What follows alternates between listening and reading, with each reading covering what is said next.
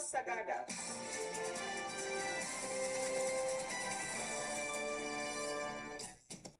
Limbag nagsapay kami dundungan dito'y 104.7 FM Radyo Sagada. Oras kayo ang pukat sa nga 10 minutos sa kalpasan ka oras di alas 7 itanga at sapa.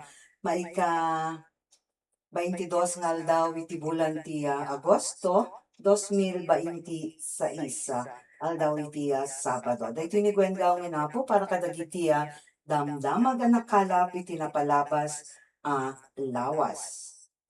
Naruod para kadagiti Paulo dagiti damdamag itang Saturday morning, the week's news in review. Serbisyo publiko dito'y munisipyo ti Sagada na ipanamnama ang mapaduras sa iti tulong ti digital signature ti DICT. Groundbreaking para iti cell site tower na angay iti barangay Angkilang.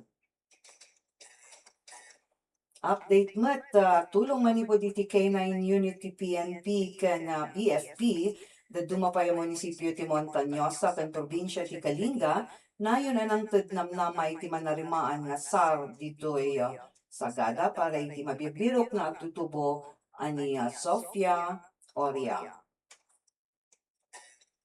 Panagkaykaysakan kapya iti bawat dagiti tribo, babaw iti panaglisot kadagiti ramot ti gubat, tribo pinanggap ti maysa komperensya. Tulong para kadagiti Manalo ni Jay Benguet, isagsagana ti Departamento ti Agrikultura. Panagduras ti Turismo Jay Banawe, Batad, isagsaka ti DOT car, babaw ti Bayanihan. Kabayatan na dito'y mat Benguet, toni nilada nga natengin, bati dagiti gardinero, iti igit ti kalsada. Iti damag nasyonal, aprobado ti Kongreso, ti mapalawa nga insurance, iti mulmula. Narod, may silpo dito damag, dagiti lalaunan, ti singasing garod nga lintag, iti mapalawa nga insurance, ti mulmula. Isabali pa damag nasyonal, lakson ng question iti 1.9 trillion peso a pondo iti flood control, kapo iti agtultuloy a panaglayus iti pagilian. Para iti maudi damag, itangag sa panang paikat iti 12.5% UF at taripa sakbay iti PAC Silica deal, isaksakad ti PCCI.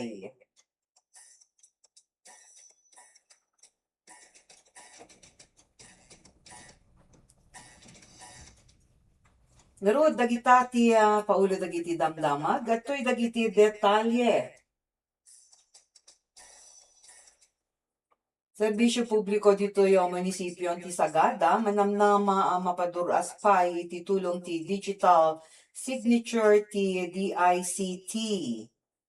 Naparpardas na nataltalged kan mas maasaan a serbisyo iti publiko, daytoy ti panggap ti LGU ti Sagada.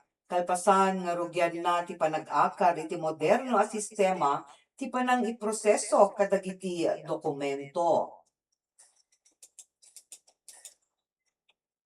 Nagkadwa ti puwersa ti Office of the Human Resource Management Officer, wenno HRMO, kan ti Department of Information and Communications Technology, Mountain Province Field Office, para itinaangay nga orientasyon kan digital signature registration, iti sidong ti Philippine National Public Key Infrastructure, wenno PNP-KI program. Pinasitan daytoy dagiti kameng ti munisipyo ijay Sangguniang Bayan Session Hall.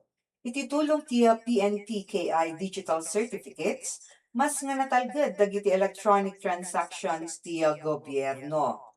Makatulong daytoy tapno nalaklaka makumpirma ti pakabigbigan dagiti nang iproseso kan mapatalinaed nga autentiko dagiti digital nga documents.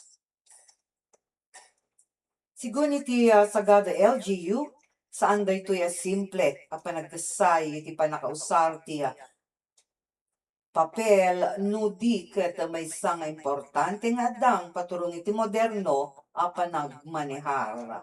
Babaen iti simple panagbaliw iti panagpirma ken panang iproseso kadagiti papeles ket mapapartak ken masa naging awa ti panang idanon ti serbisyo kadagiti pumili.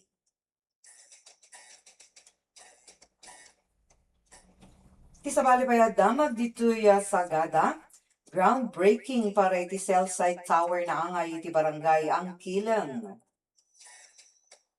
Naipanamnama ti panakaibangon ti PhilTower Consortium Cell Site Tower sa barangay Angkilang Sagada Mountain Province. Daytoy ket kalpasan ti naangay nga groundbreaking ceremony iti Agosto 19, 2026. Sigun iti NCIP sa Bebosa Community Service Center agsipud pa lang iti 2023 nga nairugi ti proseso para iti free prior informed consent wenno FPIC. Ngarud nagturong iti panagpirma iti Memorandum of Agreement ti panangipalubos dagiti umili ti Angkilang iti nasawa proyekto. No sa dinno ket napirmaan dagiti umili ti Angkilang ti PhilTower Consortium ken NCIP ti nasao a dokumento. Naipanamnam mga babaen iti proyekto ket mapasaya at ti cellular coverage ken internet connectivity iti Mountain Province. May sangaruda proyekto nga mangipasaya at iti konektibidad dagiti adaan iti digital access wenno panagaramat dagiti umili iti online world.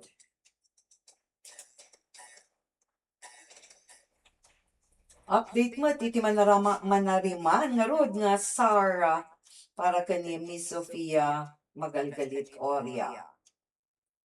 Naipalawa pa iti manarimaan nga isa-isayang katag iti autoridad ken LGU Sagada iti manarimaan nga search and rescue operation para iti mapupukaw a menor de edad na Sofia Isabela Magalgalit Oria. Naidanon iti munisipyo, tinayon nga suporta manipod iti nagduduma nga sektor, ken kapangiba nga munisipyo, ken probinsya. Itaket katimnulong matlang ti probinsya ti Kalinga, ken dito'y panagsangpet ti K9 unit, dito'y katagsipod iti PNP, ken duwa pa'y manipod mo't iti Bureau of Fire Protection, NCR.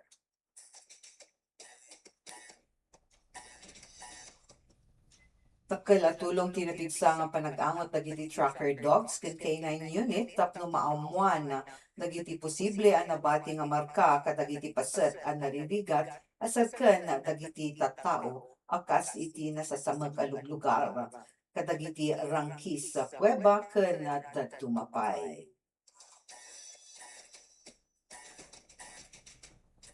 Kaspaset matlang tinatipker nga kultura ti panagtinulong iti region wenno binadang ket nangipaay ti tulong ti munisipyo ti Sabangan, Bontoc ken probinsya ti Kalinga at tinmutok iti Chico River downstream search ken patrol.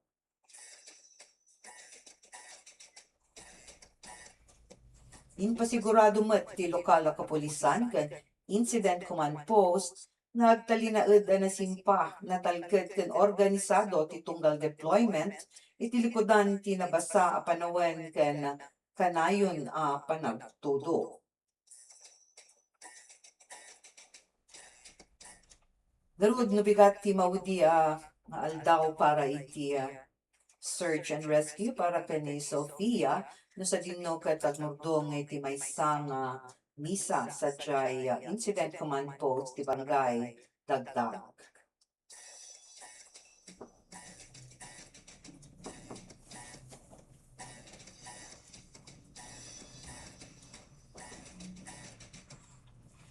Tuloy kadagiti damdamag itang agsapa panagkaykaysaken kapyay ti baet dagiti tribo babaen iti panagrisot kadagiti ramot ti gubat tribo pinanggep ti maysa a komperensya.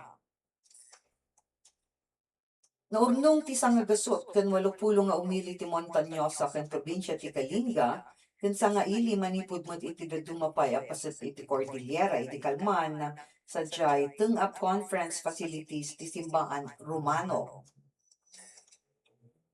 Dagiti delegado ket ginmaraya tapno pag-innadalan dagiti ramut ti gubat tribo ken daduma a risirisan iti baet dagiti tribo.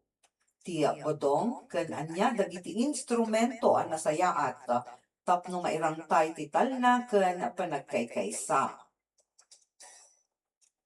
Iti tungtungan anang runa iti beddeng a kagagapo kadagiti bumayag nga gubat tribo no sa dinno ket maibuis ti biag dagiti umili, mataktak dagiti pangkabyagan ken panag-eskwela dagiti agtutubo.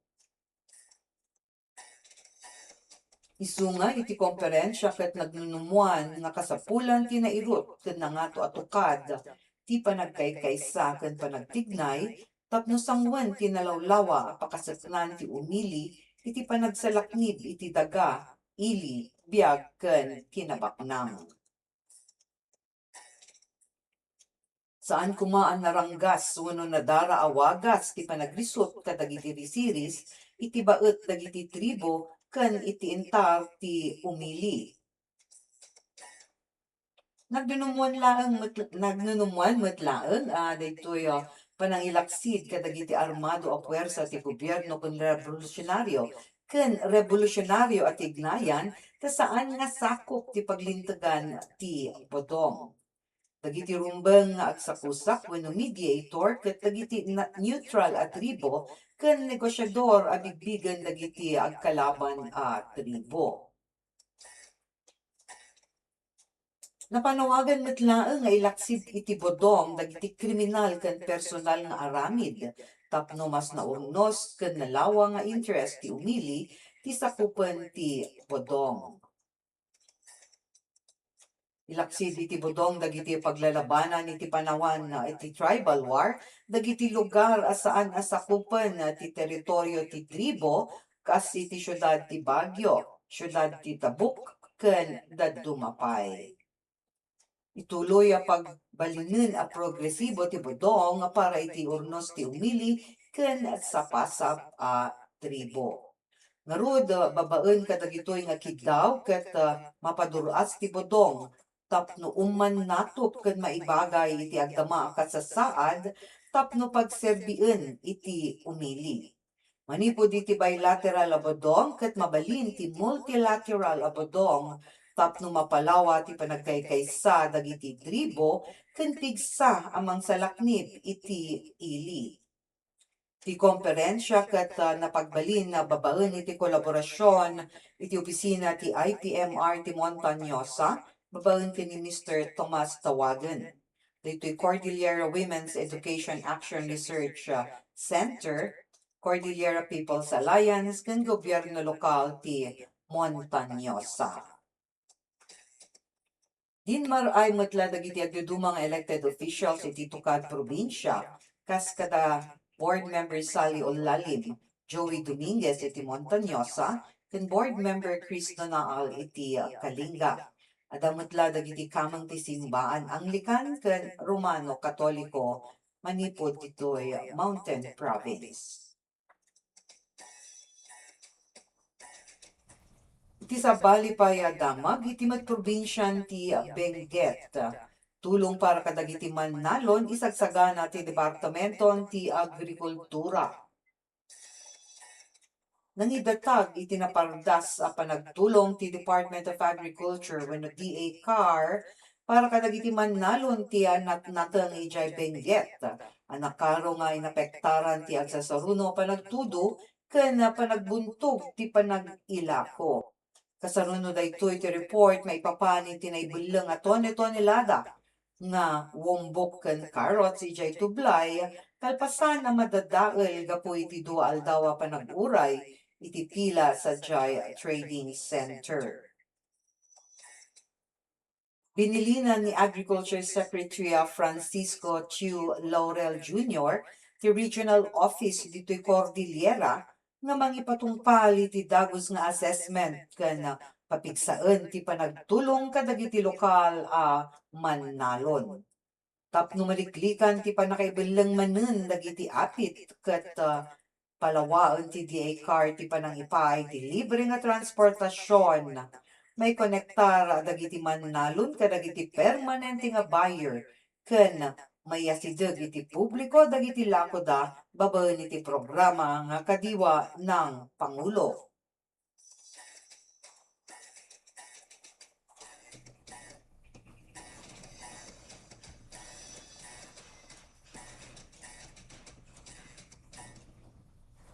Kabayatan na, dito nga ruti detalye mo iti toni-tonelada nga nateng ngayon bati dagiti gardinero, iti igid ti kalsada.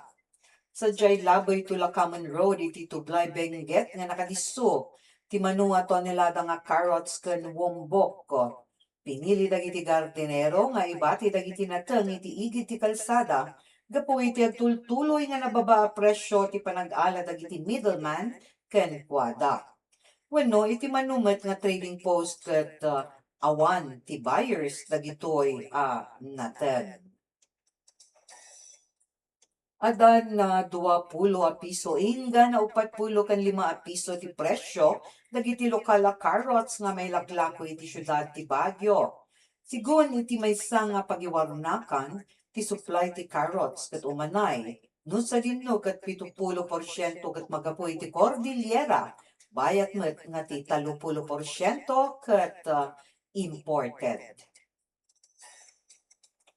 Saan kailangan nakarecover ti kaduan nga gardinero iti pan nakadadal dagiti mula, gapu iti bagyo nga Luis ken Maymay, kastamot iti habagat, ket nayon nga kalbaryo da, ti pan nakalugi, gapu iti nababa a presyo dagiti middleman.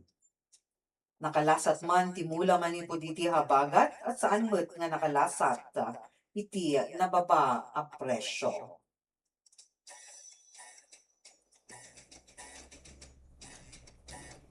Sadyay Ifugao, panagduras ti turismo, ijay Batad Banawe, isaksakad ti DOT car, babaen iti bayanihan. Personal a binisita kan inibalwar ti Department of Tourism Cordillera Administrative Region wenno DOT car, ti panangipangulo ni Regional Director Jovita A. Ganongan, ti munisipyo ti Banawe, ken ti sikat nga Batad Rice Terraces sa Jay Ifugao, iti napalabas sa lawas sa iti Agosto 13 ingana iti 14. Panggap ti dual daw nga inspeksyon ken konsultasyon makimay maysa kadagiti lokal nga opisyal ken umili a direkta nga denggen dagiti pangkasapulan para iti panakaipapiksa ti turismo iti nasao a lugar. Naipaganetget iti meeting ti kinapateg ti panagtinulong ken bayanihan. Iti nagbaetan ti gobyerno dagiti mannalon, tour guides ken daduma negosyo iti turismo tapno mapatalinaed ti kinalinis ken masalakniban ti natural ken kultural a kinapintas ti rice at terraces. Sigun iti DOT car saan akaya nga agmay may sa ti gobyerno ti panangimantenar kadagiti destinasyon. Isu nga napateg ti agkakadwa a panagtignay ti komunidad tapno may sigurado ti nasimsimpa a serbisyo para kadagiti bisita ken pagbirukan para kadagiti lokal a residente.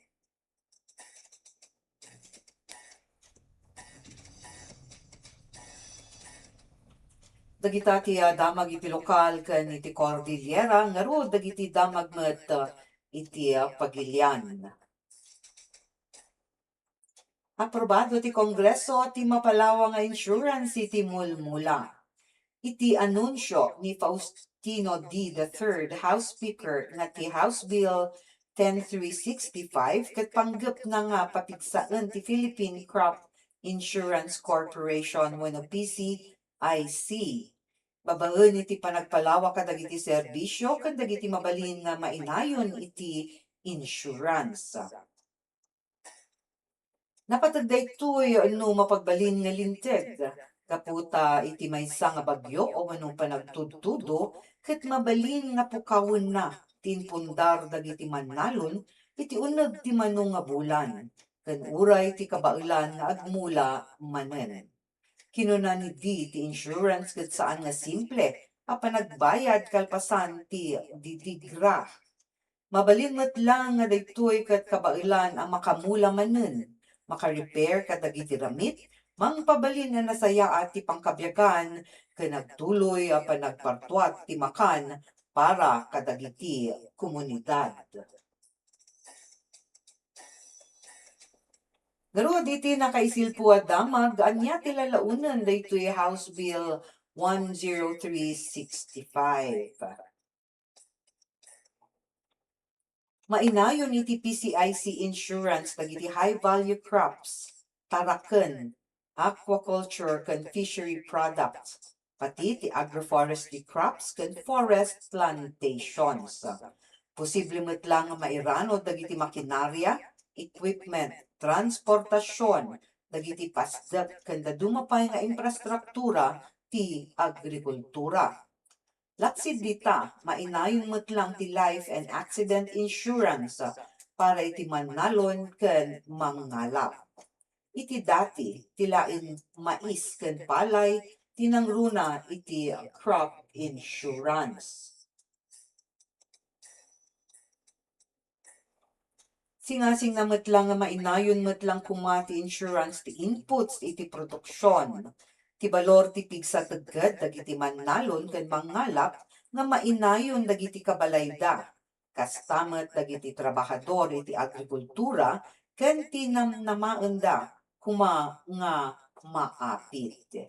Ipalubos met la ti singasing nga linted ti public-private partnerships. At tipon nga panagnegosyo ken dadumapay para kadagiti kooperatiba iti agrikultura, uray iti asosasyon dagiti mannalon ken dadumapay iti pribado a sektor. Inayon na metla ti subsidyo para kadagiti babasit nga mannalon nga saan nga lumabes iti 3 nga ektarya ti daga at talunen wenno gardinenda. Ngem adaan iti premium wenno kontribusyon nga kunada nga kumaket kabailan nga iyawat dagiti mannalon.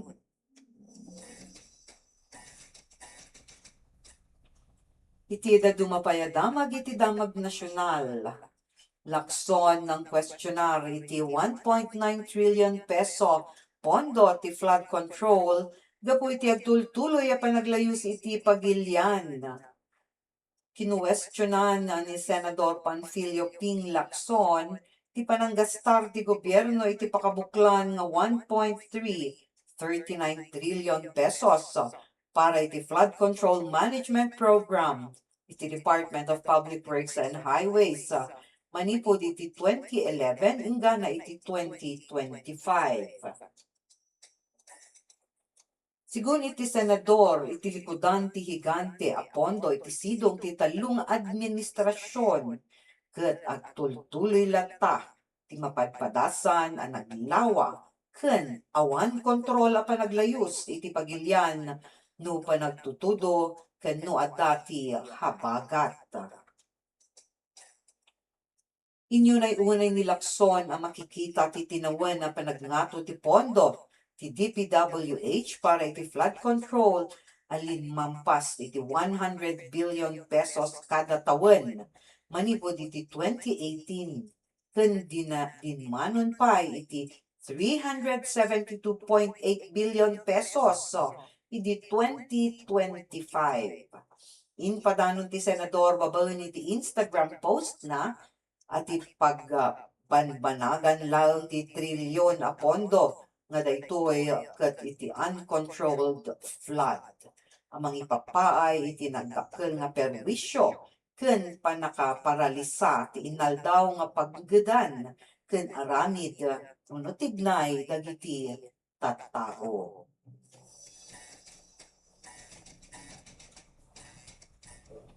Garud para iti maudi a damag iti tukad nasyonal. Panangikat iti 12.5% US tariff sakbay ti Pac-Silica deal isaksakad ti PCCI. In panawagan ti Philippine Chamber of Commerce and Industry wenno daytoy PCCI iti gobyerno akidawen pay nga umuna ti panangikat iti 12.5% nga taripa nga ipatpataw ti Estados Unidos iti Pilipinas sakbay sumrek iti katulagan iti Pax Silica. Nayon nga palawag apo daytoy tariff ket dito'y 12.5% nga tariff ket singsingiren ti Estados Unidos para kadagiti maang-angkat a produkto at sipod dito'y Pilipinas. Ket ngarud sigun ken ni PCCI Vice President Brian Ang saan naing kalintagan tinasauan nayon nga taripa nga inpataw ti Estados Unidos gapulaeng kadagiti aligasyon ti forced labor iti pagilyan nga awan ti makaanay basaran. Impaksa ni Ang nga no kayat ti Amerika amadaan iti access kadagiti napapateg nga mineral ti pagilyan akas iti nickel, copper, iron ket gold ket masapol nga ipakita na katatalet daytoy akas partner babaen iti panang-ikat iti taripa. Kinuwestiyonan metla ti grupo no apay ang nangat-ngato ti ipatpataw a buwis iti Pilipinas ay may isa nga kaalyado kumpara iti dadu mga pagilyan iti Timog Silangang Asya. Dagita apo dagiti adamdama ga nakalap iti napalabas a lawas sa ipadanon itang agsapa aldaw iti Sabado ditoy damdamag radyo Sagada The Week's News in Review, Agosto 22, 2026.